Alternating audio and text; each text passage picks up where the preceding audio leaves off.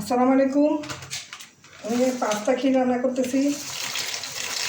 ফুটন্ত পানির মধ্যে ম্যাকারনি পাস্তাটা দিয়ে দিলাম। পাস্তা সিদ্ধ হয়ে গেছে, দেখি পাস্তা সিদ্ধ হয়ে গেছে। এটাকে আমি এখন পানি থেকে ছেঁকে ঠান্ডা পানি দিয়ে ধুয়ে নেব।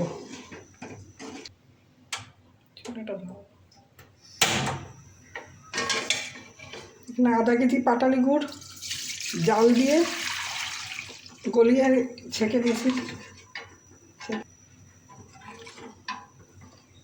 এই গুড়ের মধ্যে দিয়ে দিচ্ছি আধা চামচ লবণ, দুটো দালচিনি, দুটো এলাচ ফাটিয়ে নিয়েছি, দুটো দালচিনি দুটো এলাচ দিয়ে দিলাম। আধা কেজি গুড় গলিয়ে ছেঁকে রেখেছিলাম, তার মধ্যে 400 গ্রামের পাস্তা সিদ্ধ করে পানি ছেঁকে ঠান্ডা পানি দিয়ে ধুয়ে রেখেছি। এটা এখন ছেড়ে দিচ্ছি। 2 কাপ গুঁড়ো দুধ পানিতে গুলে নিয়েছি, এটা এখন পাস্তার উপরে ছেড়ে দিলাম। দুধ ঢালা করে বাটির মধ্যে দুধ অনেক লেগেছিল, পানি দিয়ে ধুয়ে নিলাম।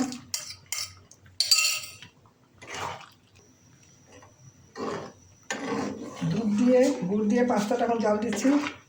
এর মধ্যে আগে এলাচ দিয়েছিলাম, এলাচ দারচিনি একটু লবণ দিয়েছিলাম। এই পাস্তা ক্ষীর খেতে খুবই মজা। চুই পিঠা যেমন খেতে মজা, পিঠা এই পিঠার মতোই। এটা আপনারা বানিয়ে খাবেন, দেখবেন পাস্তা ক্ষীর খেতে খুবই মজা। ভালো লাগলে একটা লাইক করে দিবেন আমাদের চ্যানেলে। যারা এখনও সাবস্ক্রাইব করেননি তারা আমাদের অনুষ্ঠান দেখতেছেন, একটা সাবস্ক্রাইব করে আমাদের পাশে থাকবেন।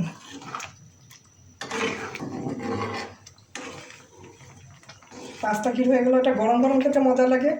আধা ঘন্টা ঠান্ডা করে রেখে দিলে এই পাস্তাগুলোর মধ্যে এই দুধ আর গুড়ের যে রসটা যাবে, একদম তুলতুলা রসমালাইয়ের মতো হয়ে যায়। তখন খেতে অনেক মজা। ঠান্ডা হলে এটা গরমও খাওয়া যায়, ঠান্ডা হয়ে গেলে একদম তুলতুলা এই পাস্তাগুলো খেতে। এখন আমি এটা নামিয়ে দেবো। তৈরি হয়ে গেলো ঈদ স্পেশাল পাস্তা ক্ষীর। এটা এখন ঠান্ডা করে ঠান্ডা হওয়ার জন্য ফ্রিজে রেখে দেবো।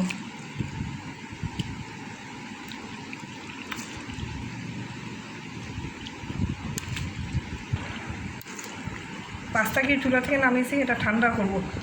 ফ্যানে রাখতেছি, ফ্যানে বাতাসে এটা ঠান্ডা হলে তা ফ্রিজে রেখে দেবো। ঠান্ডা হলে তখন খাওয়া হবে।